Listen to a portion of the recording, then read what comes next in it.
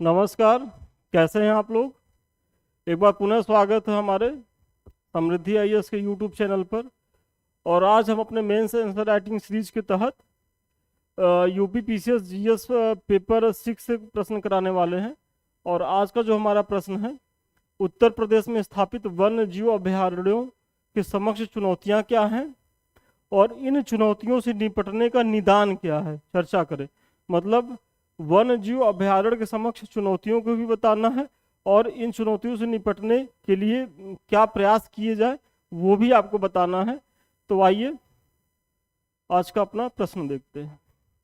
देखिए, हर बार की तरह एक संक्षेप में इसका भूमिका लिखिए कि वन्य जीव संरक्षण अधिनियम 1972 के अनुसार यदि राज्य सरकार किसी विशेष क्षेत्र की वनस्पति पशु पक्षी को संरक्षण की दृष्टि से महत्वपूर्ण मानती है तो उस क्षेत्र को वन्य जीव अभयारण्य के रूप में घोषित कर सकती है, जैसे चंद्रप्रभा, करतनिया घाट वन्य जीव अभयारण्य आदि। तो ये आप जो है थोड़ा सा वन्य जीव अभयारण्य के बारे में आप चर्चा कर दिए और आपकी जो भूमिका है वो इसी तरीके से होनी भी चाहिए। प्रश्न को पढ़िए और प्रश्न का जो की पॉइंट है सबसे पहले आप उसी को थोड़ा सा एक्सप्लेन कर दीजिए और वही आपके भूमिका का पार्ट भी होता है। तो यहाँ क्या है, वन्य जीव अभयारण्य, ये आपका की पॉइंट है। तो इसी को उठाइए और इसी के बारे में 2 लाइन में संक्षेप में बता दीजिए। और देखिए, भूमिका आपको इससे ज्यादा लिखने की जरूरत नहीं है, क्योंकि मुख्य परीक्षा में जो है वो 20 क्वेश्चन करने रहते हैं, 3 घंटे में करने रहते हैं। आप बताइए 3 घंटे में 20 क्वेश्चन वो कैसे होता है। जो मुख्य परीक्षा देते हैं उनसे पूछिएगा कि कितना वो प्रेशर महसूस करते हैं। और ऐसे में यदि आप किसी प्रश्न में बहुत सोचते हैं कि लाइए खूब अच्छी सी भूमिका लिख दे, बहुत अच्छा सा निष्कर्ष लिख दे, तो उसे आप बहुत ज़्यादा आधा 1 नंबर बढ़ा लेंगे, लेकिन अगला जो है आप 12 अंक का प्रश्न छोड़ के चले आएंगे। और विश्वास मानिए, यदि आप 20 क्वेश्चन में आपका 3 से 4 क्वेश्चन छूट के आ गया, अगर आप छोड़ के आ गए, तो फिर आप मुख्य परीक्षा पास नहीं कर रहे हैं, ये लिख के ले लीजिए। और उन्हीं बच्चों का जो है वो इंटरव्यू कॉल होती है जो प्रॉपर वे में, मतलब एक पर्टिकुलर एक समय देते हैं प्रश्न को करने में। ऐसा नहीं है कि 8 अंक का प्रश्न है हम उसमें 10-12 मिनट दे दिए और 12 अंक का प्रश्न है तो उसमें हम 4 ही मिनट दे रहे हैं। तो ये टाइम मैनेजमेंट आपके लिए बहुत जरूरी है और ये टाइम मैनेजमेंट आपको टेस्ट सीरीज के माध्यम से ही आएगा। यहाँ हम आपको लाख बता दें उसका बहुत फर्क नहीं पड़ने वाला है, लेकिन यदि आप टेस्ट सीरीज ज्वाइन करेंगे और टेस्ट सीरीज में नियमित आप प्रैक्टिस करेंगे तो ये चीज आप बहुत अच्छे तरीके से कर पाएंगे। और मेंस आंसर राइटिंग की जो दूसरी शर्त है कि आप जो है वो टू द पॉइंट लिखिए, मतलब प्रश्न के अनुरूप लिखिए। ये नहीं कि प्रश्न में पूछा कुछ जा रहा है और आप जो है लिख कुछ रहे हैं, क्योंकि आप कुछ लिख करके आएंगे तो आपको कुछ नंबर नहीं मिलेगा। विश्वास मानिए वहाँ बहुत अच्छे से मार्किंग होती है। और जो आप लोगों की ग्रेजुएशन वाली मानसिकता है, पोस्ट ग्रेजुएशन वाली मानसिकता है कि पेपर भर के आएंगे, मतलब पेज भर के आएंगे तब जा करके हमको नंबर मिलेगा, तो ऐसा कुछ नहीं है। आप एक पेज में ही आंसर लिखिए, टू द पॉइंट लिखिए, तर्क तथ्य दीजिए। अगर कोई दावा कर रहे हैं तो उसके लिए प्रमाण दीजिए। आप उतने में ही, मतलब एग्जामिनर को आप संतुष्ट कर लेंगे, आपको बहुत अच्छा नंबर मिलेगा।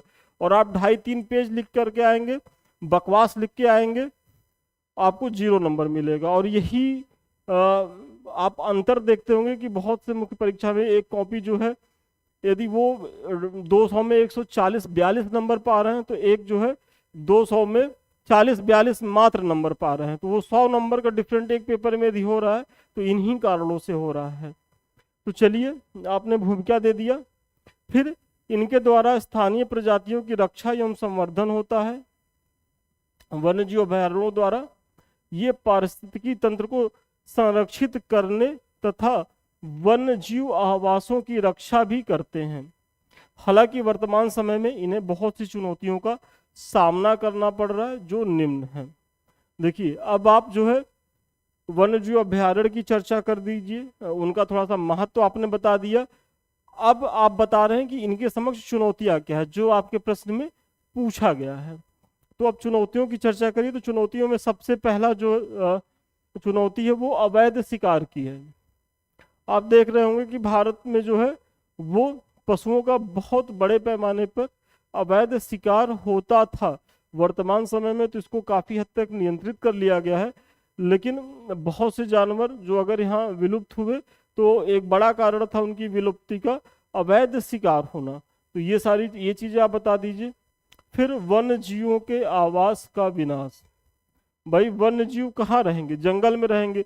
और आप देख रहे होंगे कि जंगल जो है वो दिन प्रतिदिन जो है वो सिकुड़ते जा रहे हैं। अगर वो सिकुड़ रहे हैं तो फिर जो जंगली जानवर हैं, जंगली जो वनस्पतियां हैं, उनके लिए पर्याप्त भूमि नहीं मिल पा रही है, और वो एक तरीके से मानव बस्ती के मतलब जंगलों से निकल के मानव बस्ती में आएंगे, और इससे जो है एक टकराव भी हो रहा है। तो ये सारी जो चीजें हैं वो वन्य जीवों के आवास की जो कमी है वो इनके विनाश का एक बड़ा कारण है। बताइए, अब आप ही सोचिए, यदि आपका ही अभी सारा आवास नष्ट कर दिया जाए तो आप जो अभी बढ़िया एयर कंडीशन रूम में रहते हैं, बहुत लग्जरियस जीवन जी रहे हैं, अगर ये सारी चीजें खत्म कर दी जाए तो हम लोग का अस्तित्व रह पाएगा? तो वही चीजें, जो जंगल है एक तरीके से वन्य जीवों के लिए जो है वो उनका घर है, और यदि हम उनका घर नष्ट करेंगे तो उनके अस्तित्व पे संकट आएगा। तो ये दूसरी चुनौती आपने बता दिया। फिर वनों की कटाई। भाई वनों के विनाश में वनों की कटाई ही एक महत्वपूर्ण कारण है, क्योंकि आप देख रहे हो कि समय जितनी भी औद्योगिक गतिविधियां बढ़ रही हैं और जनसंख्या वृद्धि हो रही, तो जनसंख्या वृद्धि के लिए क्या है भाई, जमीन तो बढ़ नहीं रही है। अब जमीन बढ़ेगी नहीं तो जो हमारे पास जमीन है जो कृषि योग्य नहीं थी उसको कृषि योग्य बनाया जाएगा। तो कृषि योग्य बनाने के क्रम में जो जंगली जो जमीनें थी उसकी जो जो जंगल थे उसकी कटाई हो रही है, और उसको साफ सूफ करके वहाँ खेती किया जा रहा है। तो ये एक बड़ा कारण है। फिर औद्योगिक विकास के कारण बहुत सी आधारभूत संरचनाओं के विकास के लिए लकड़ी की बहुत आवश्यकता होती है, तो इसलिए भी वनों की कटाई हो रही है। और जब वन कट रहे हैं तो वन्य जीव संरक्षण के समक्ष चुनौती है ही है। फिर संरक्षित क्षेत्रों में मानवीय गतिविधियों का बढ़ना। वही चीजें हैं कि वन काट रहे हैं, खेती करने पहुंच जा रहे हैं। आप देख रहे होंगे कि जंगलों के किनारे लोग अक्सर आप देखते होंगे कि तेंदुआ जो है अटैक कर दिया, जंगली जानवर अटैक कर दिए। देखिए जंगली जानवर नहीं अटैक कर रहे हैं, आप उनके घर में जा रहे हैं। आप पहले उनका जो विस्तृत क्षेत्र था, आप तो अपने खेतों का विस्तार करते करते, जंगल काटते काटते उनको बहुत सीमित वे में सिकोड़ दे रहे हैं। तो अब उनकी भी मजबूरी है, और जब जब जो है किसी के जीवन पे, अस्तित्व पे संकट आता है तो वो रिएक्ट करता है। तो जो जंगली जानवर हैं वो एक तरीके से क्रिया की ही प्रतिक्रिया है, ना कि वो रिएक्ट कर रहे हैं, वो क्रिया की प्रतिक्रिया दे रहे हैं। यदि आप उनके जंगलों को सुरक्षित किए होते तो उनको क्या गर्ज पड़ी थी कि वो मानव बस्ती में आते? बेचारे आते हैं, बहुत मतलब लोग उनको मारते पीटते हैं, जान ले लेते हैं, या अगर बच भी जाते हैं जंगल वन विभाग वाले सब पकड़ के ले जाते हैं। तो अगर आप उनके आवासों को सुरक्षित करके रखे होते तो ये सारी नौबत नहीं आती। तो यही सारी चीजें आप बता रहे हैं। फिर आक्रामक प्रजातियों का प्रवेश। एक बड़ा कारण ये भी है कि जंगलों के जो वन्य जीव अभ्यारण्य हैं वो अगर वो क्षतिग्रस्त हो रहे हैं तो होता क्या है कि हम कुछ ऐसे वृक्ष लगा देते हैं कि वो और वृक्षों के लिए खतरा उत्पन्न हो जाते हैं। जैसे आप एक जलीय वो पौधा देखते होंगे, जलकुंभी। सोचिए, देखने में तो बहुत अच्छा लगता है और ये हमारे भारत का नहीं रहा है, लेकिन आज भारत के अगर जल जो तालाब वालाब है सबसे ज्यादा प्रभावित जलकुंभियों से है, क्योंकि वो इनके अस्तित्व पे ही संकट खड़ा कर दिए हैं, क्योंकि ये इतने आक्रामक हैं कि ये और किसी को पनपने ही नहीं देते। इसी तरीके से आप जो है यूकेलिप्टस का पेड़ देख लीजिए। पहली बात तो ये जहाँ रहेगा इतना पानी पीता है कि आसपास के पौधों को पानी ही नहीं मिलेगा, पोषक तत्व ही नहीं मिलेंगे, तो वो उनकी स्थिति डमाडोल हो जाएगी, ये तो खूब लंबा चौड़ा बड़ा हो जाएगा। तो ये सारी चीजें हैं, तो वही आप यहाँ बता रहे हैं। फिर कुछ ऐसी प्रजातियां हैं, वन्य जीव प्रजातियां भी हैं कि जो और वन्य जीवों के लिए संकट उत्पन्न कर दे रही हैं। तो ये सारी चीजें भी जो है वो चुनौतियों के तहत ही आएंगी, आपको बता दीजिए। फिर जलवायु परिवर्तन से होने वाली आपदाएं, जैसे अत्यधिक बाढ़, सूखे की समस्या, जंगलों में आग लगना आदि। भाई आप देख ही रहे होंगे कि टेम्परेचर इसी बार गर्मी में कहाँ पहुंच गया। मतलब दिल्ली में तो अभी कुछ दिन पहले 52 पॉइंट समथिंग था। अब आप सोचिए इस स्थिति में बर्फ जो है वो पिघलेगा, भारी बारिश होगी, बाढ़ आएगा, सूखा आएगा, तो ये सारी चीज़ें होंगी। तो वही आप यहाँ देख रहे हैं। और फिर जंगलों की आग लगने की भी समस्याएं देख रहे होंगे। अभी हाल ही में उत्तराखंड की समस्या आप देखिए कि वहाँ की जो लोकल प्रशासन के लोग हैं वो उसको नियंत्रित ही नहीं कर पाए, तो वहाँ जो है सेना को लगाना पड़ा। तो ये सारी चीज़ें आप बता दीजिए। फिर अब अगला जो पॉइंट है आपको बताना है कि इन चुनौतियों से निपटने का उपाय, जो आपके प्रश्न का दूसरा भाग है। अभी तक आपने 12 अंक आ चुकी है प्रश्न है, तो 6 अंक का तो आपने काम कर लिया। अब आप बताइए कि इन चुनौतियों से निपटने के लिए जो है वो क्या प्रयास किए जा रहे हैं प्रदेश सरकार द्वारा। तो सबसे पहले अवैध शिकार को रोकने के लिए ऑनलाइन ट्रैकिंग की व्यवस्था की जाए एवं दोषी पाए गए व्यक्ति को कठोर दंड दिया जाए।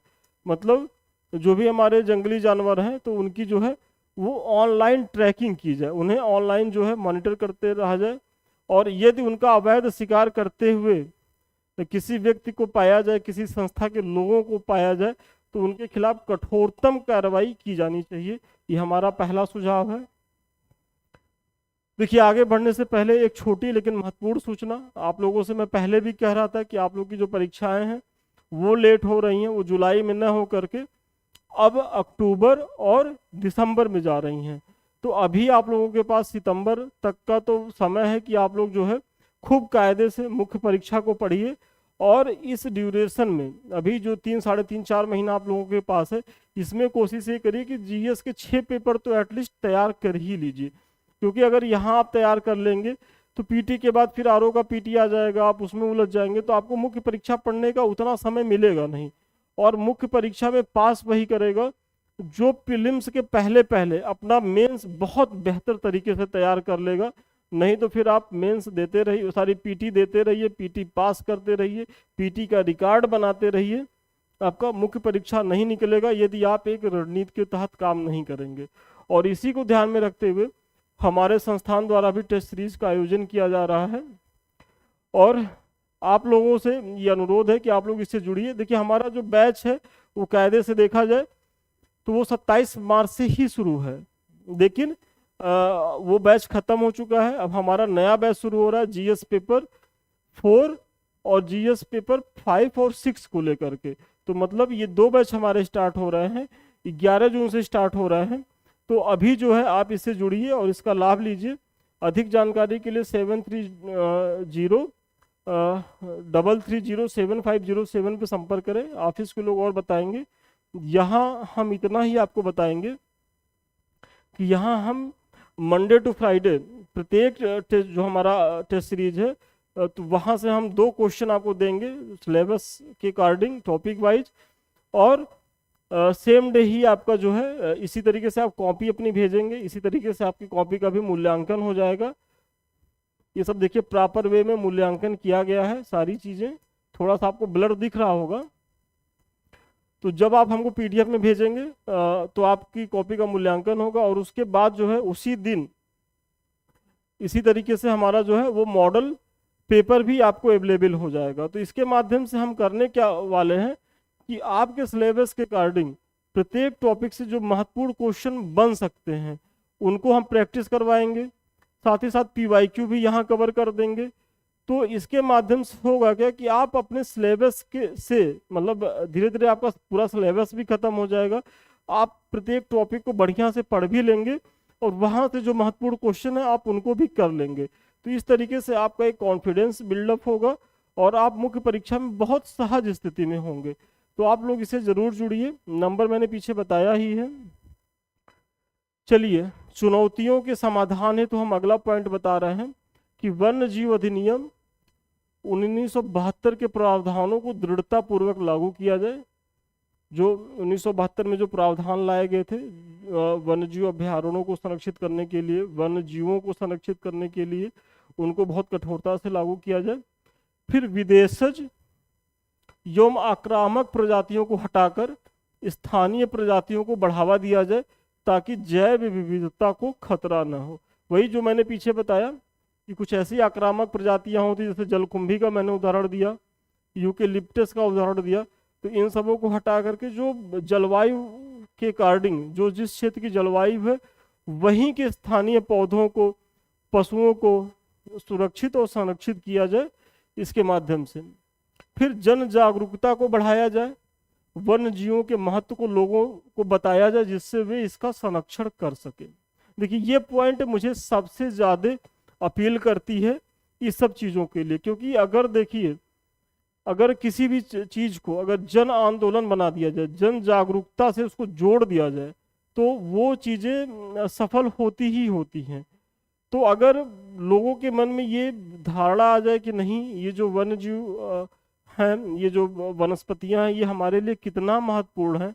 आज जो हम इस गर्मी में, इस 50 डिग्री टेम्परेचर में जो आज हम लोग तप रहे हैं, अगर हम लोगों ने वृक्षों का उस तरीके से विनाश नहीं किया होता, क्लाइमेट जो परिवर्तन हो रहा है, क्लाइमेट जो चेंज की स्थिति बन रही है, वो मानवीय कारकों से ज़्यादा प्रभावित होकर के ये चीज़ें बन रही हैं। अगर इसको हम लोगों ने पहले नियंत्रित करी होती तो आज ये स्थिति नहीं आती। लेकिन अभी भी समय है, यदि हम आप सभी लोग मिल करके इस दिशा में सकारात्मक प्रयास करें तो कम से कम एटलीस्ट आने वाली पीढ़ी के लिए हम लोग एक बेहतर जो है वो एटमॉस्फेयर दे सकते हैं। तो ये चीज़ें तो बहुत ज़रूरी हैं। फिर अगला पॉइंट, अभयारण्यों की सुरक्षा में लगे कर्मचारियों की जिम्मेदारी तय कर गलत पाए जाने पर दंडित किया जाए। क्योंकि कभी कभी आप देखते होंगे कि जो कर्मचारी होते हैं वही जो है लालच में आ जाते हैं और वो अवैध शिकार या फिर जंगल सफारी जैसी गतिविधियों में संलिप्त हो जाते हैं और मानवीय हस्तक्षेप को बढ़ा देते हैं। तो उनको भी जो है वो नियंत्रित करने का प्रयास है। यदि वो दोषी पाए जा रहे हैं तो उनके खिलाफ भी कार्रवाई होनी चाहिए।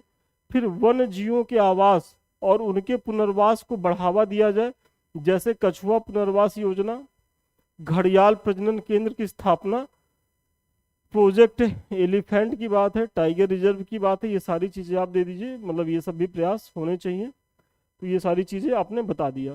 फिर इस प्रकार उपर्युक्त उपायों द्वारा न केवल वन्य जीव अभयारण्यों की चुनौती से निपटा जा सकता है बल्कि जैव विविधता को भी बढ़ावा दिया जा सकता है।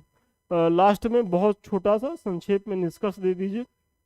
और देखिए जो आपका भूमिका होनी चाहिए और निष्कर्ष होना चाहिए वो हमेशा प्रश्न के अनुरूप बनाइए। प्रश्न को पढ़िए और भूमिका और निष्कर्ष उसी के अनुरूप बनाइए। बहुत से बच्चे ऐसे करते क्या है कि प्रश्न में उत्तर कुछ लिखे और निष्कर्ष पता नहीं क्या लिख के आ जाते हैं। तो ऐसे नहीं करना, निष्कर्ष और भूमिका हमेशा प्रश्न के अनुरूप बनाइए और जो बीच का पार्ट लिखिए वो भी टू द पॉइंट लिखिए। और टू द पॉइंट देखिए लिखने में अभी आपको समस्या होगी, सबसे बड़ी चीज़ आप प्रैक्टिस नहीं किए हैं, फिर आपकी नॉलेज उस लेवल की नहीं होगी। तो जैसे जैसे आपको नॉलेज बढ़ेगा, जैसे जैसे आप टेस्ट सीरीज के माध्यम से ज़्यादा टेस्ट देंगे तो ये सारी चीज़ें डेवलप हो जाएंगी। अगर आपको लग रहा हो कि ये सब चीज़ें एक दिन में हो जाएंगी या 2 4 10 दिन में हो जाएंगी तो नहीं, ये सतत प्रक्रिया है। हाँ, लेकिन अगर 1.5-2 महीना लगातार करेंगे, आप एक बैच से जुड़िए और उसमें अपने आप को चेक करिए। आप अपना पहला आंसर राइटिंग जिस तरीके से लिखे होंगे, यदि आप लगातार लिख रहे होंगे तो आपका जो 1.5 महीने के बाद जो आप आंसर राइटिंग करेंगे उसमें और उसकी गुणवत्ता में आपको बहुत फर्क दिखेगा और यही फर्क जो है आपको सेलेक्ट करवाएगा। तो चलिए आज के प्रश्न का उत्तर यहीं तक था। मुझे बहुत विश्वास है कि इस प्रश्न के माध्यम से आप बहुत कुछ सीखे होंगे। लास्ट में ये हमारे समृद्धि IAS का जो है वो टेलीग्राम चैनल है, इससे आप लोग इसलिए जुड़िए क्योंकि यहाँ जो है हम परीक्षा से उपयोगी बहुत सी जानकारियाँ निःशुल्क देते हैं। करंट अफेयर्स आपको बताते रहते हैं और भी महत्वपूर्ण चीज़ें मिलती रहती हैं यहाँ। तो इसको तो आप लोग ज़रूर इससे जुड़े। और साथ ही साथ ये हमारे समृद्धि IAS का यूट्यूब चैनल है, आप लोग इसे लाइक करिए, सब्सक्राइब करिए, शेयर करिए। ये आप ही का चैनल है और इसे आप ही को आगे बढ़ाना है। और ये हमारा संदीप मिश्रा ऑफिशियल दूसरा चैनल है। यदि आप लोगों ने इसको सब्सक्राइब नहीं किया है तो इसको भी सब्सक्राइब करें, क्योंकि हम यहाँ भी आपकी परीक्षा से उपयोगी बहुत सी जानकारी टाइम टू टाइम लेकर के आते रहते हैं। और लास्ट में ये हमारा कॉन्टेक्ट नंबर है 7303307507। आप हमारे संस्थान से किसी भी बैच से जुड़ने के लिए, टेस्ट सीरीज बैच से जुड़ने के लिए आप यहाँ कॉल कर सकते हैं, व्हाट्सएप पे मैसेज कर सकते हैं। तो चलिए आज के लिए इतना ही, पुनः मिलते हैं नए वीडियो में नए क्लास के साथ। तब तक के लिए धन्यवाद, शुभकामनाएं आपको।